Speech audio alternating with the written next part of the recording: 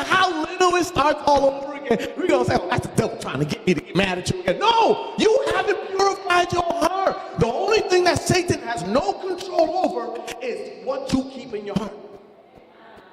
If you decide to throw it out, he can't put it back in there. You have to allow it back in there. Or you have to never throw it out.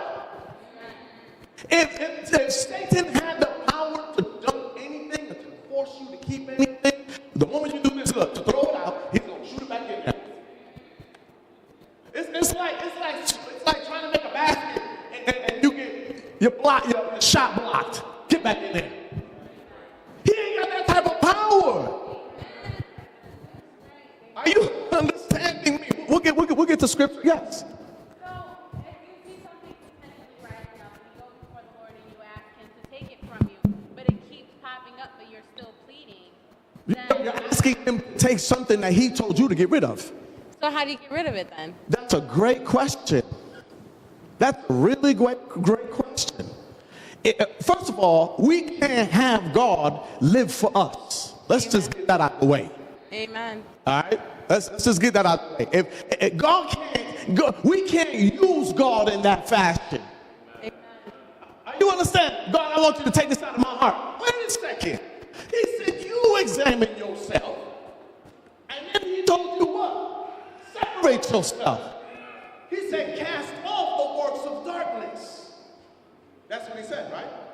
But you will know their darkness if there's justification with it. Are you understanding me? So now, to genuinely get rid of the things that are in your heart takes you surpassing embarrassment. It's true. 9 times out of 10, what keeps infractions inside of our heart is the lack of true confession. Now, the realness of it, the true part of it, is it has annoyed your life too much to the point you want no dealings with it. Saying I hate something doesn't give you the strength to turn from it. I can say I hate the way this is, I hate the way this is, I hate the way, and still do what I'm still doing to keep me in that. I don't hate it that much. I just hate the fact that I'm losing in that factor. That's the real notion of it all. I hate the fact that I'm going through this. If you hate the fact that you're going through it, then do something to change it. We're just crying out loud. We ain't really saying nothing.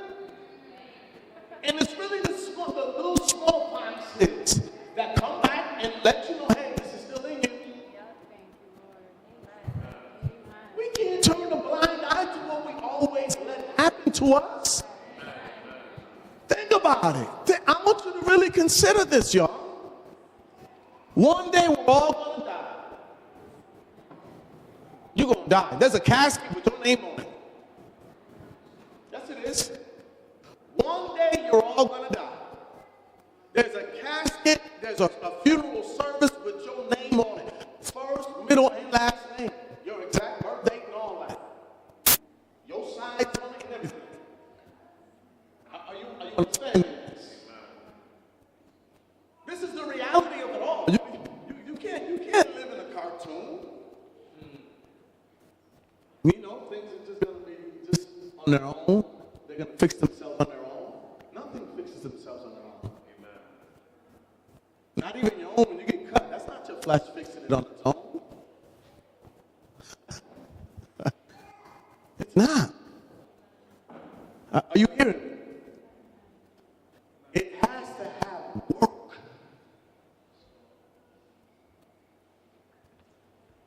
It has to have work.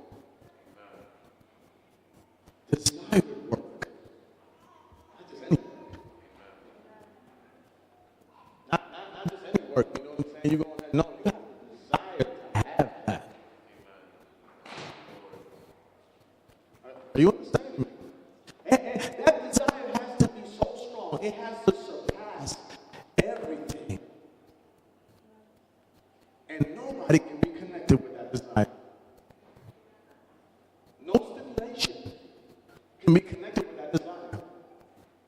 If that desire has stipulation, you're in the way. Because that stipulation carries only but a certain amount of targeting. After that, nah, I'm done with this. That's stipulation. That's your thought process. Are you understanding? Think about it. Christ came in the likeness of sinful flesh, and for sin, condemned sin in the flesh. Now, how is it that he can condemn sin in the flesh? Hear me. If he doesn't realize where sin is working. Are you hearing me? If he didn't realize where sin was lurking, how could he condemn it? Saints of God, I just want to bring you to this knowledge, okay? All right? You are made a superhuman. Did you not? You are made to speak things, hear me, into existence. You are made in the similitude of God. Yes. Amen. Some of y'all don't believe that though. Because what you feel overrides this word. Well, if I'm a superhuman, then why are these things happening? You have not the concept of why they are supposed to happen. If they don't happen, you don't exercise your God-given right. Are you? No other way will you ever learn except through troubles.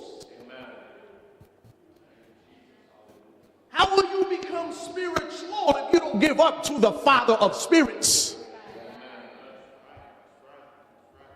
How will you ever get to the point of pleasing God in every shape, form, or fashion of your life? Pleasing God has nothing to do with anybody else's services toward you.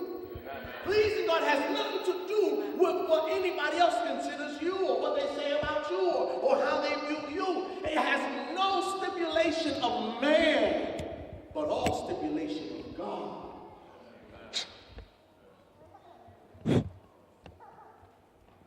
When you finally give up, when you look at a person, you can tell what they're thinking about you. You can even read what they're thinking about right now.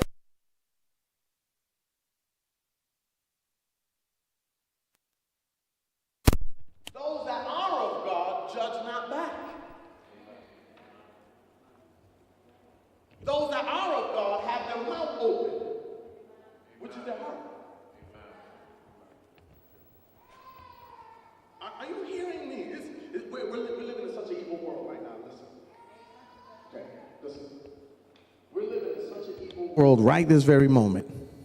Right? Now, I want you to hear me.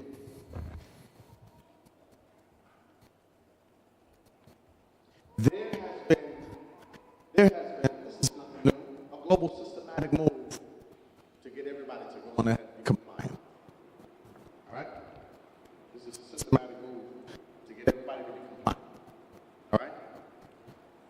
There is such a heavy attack on what the things of God are that the saints need to really view the reality of what's really going on. We have somehow, someway made ourselves a little bit too comfortable in the things of this natural world. Just a little bit too comfortable. Now, what am I saying to you? If you make yourself comfortable with this world, the world that is to come, you'll never reach. You'll never reach because you lose your focus on the things of this world. The things of this world will surpass you. Listen, faith is not a product of the reasoning faculties, but of the recreated spirit in mankind. Faith is not the product of the reasoning faculty. All right? The rationalness of man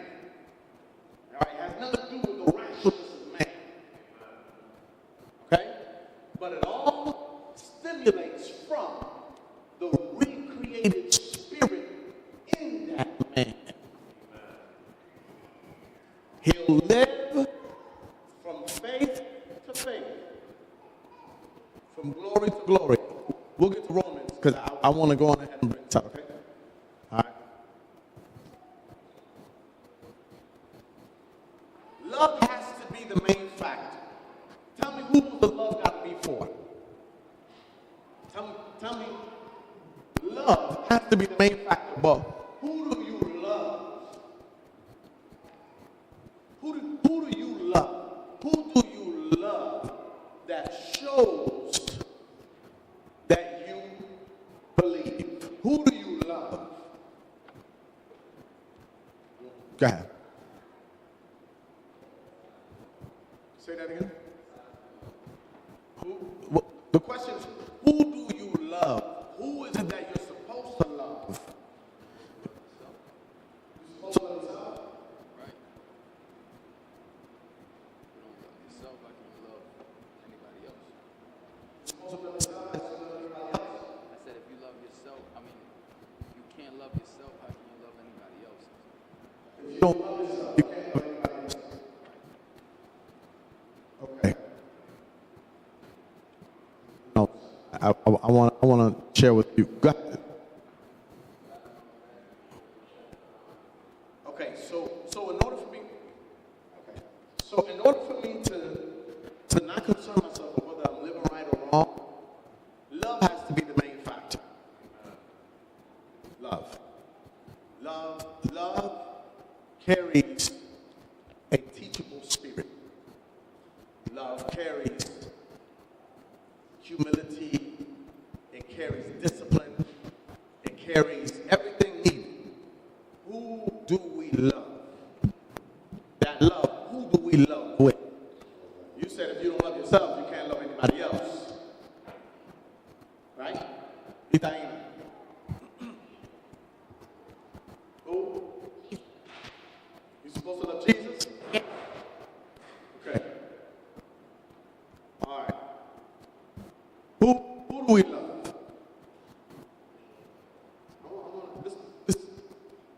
Who do we love? Who do we love?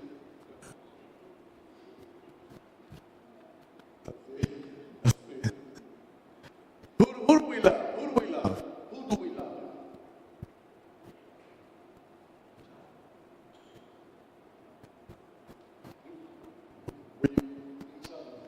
Each other? That's what he said. Who do we love? Yes. We love God. We love God. How? No, how? How do we love? Oh, from the open heart. Okay, but how? Okay, you said open heart. Okay. How? Through humility. Okay. Yes, like being around. Conditionally or unconditionally? Unconditionally. Okay, so if we love God unconditionally, whatever comes across our way won't steer us away from God. Right? Right? Is that understood? Is that true? Is it true? Okay. He said, love God with all your heart and all your soul, mind. You know the scripture. Thou shalt love the Lord thy God with all thine, yes, with all thine, yes, and with all thine might, fervency, continually, right? Now, let's consider the things that we've allowed ourselves to experience that has caused us to do a 180. Or even a 90 degree. I'll give it a 90. All right, so this is a 180. Right? All right? Okay? This is a 90. Okay? All right? This is a 360. Okay? All right.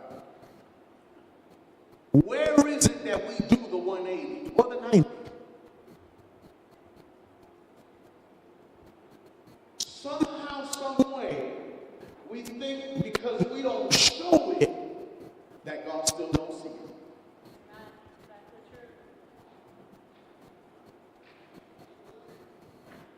When did Christ ever get mad at us?